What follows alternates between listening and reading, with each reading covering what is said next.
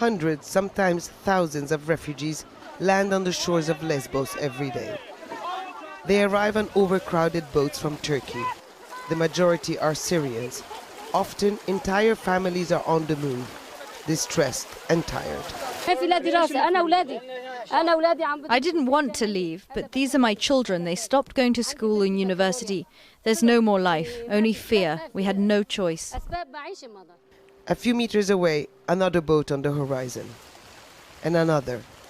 And one more.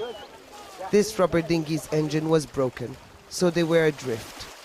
We could hear them scream and shout for help. It's the current that brought them to the coast. And for a moment, there's an outburst of joy. But there's also so much anxiety. In a faint voice, Reem says, "I'm scared. No one cares about us." We have no value anymore. We have become a commodity and people make money off our back. We are a trading commodity.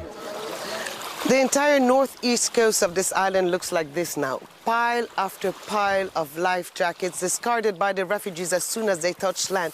And it goes on for kilometers on end. There are also some personal belongings, a tiny little life jacket. One can just imagine the baby on board. And then here is the rubber dinghy they came across with.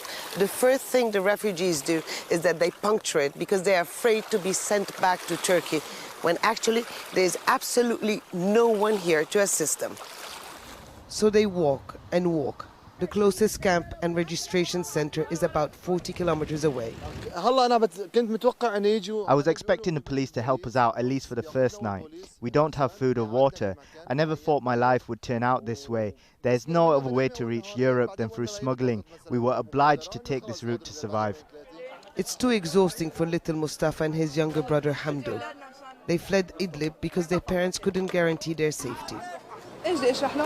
I tell them we are travelling to have a better life, but I never thought it would be so hard. Had I known, I would have stayed in Syria under the bombs. It's less humiliating, but now it's too late. Nobody knows exactly how many refugees are on Lesbos. The mayor's estimate is about 25,000 people. The island cannot cope anymore and has been asking for emergency funding. So there's a backlog of people waiting at the port.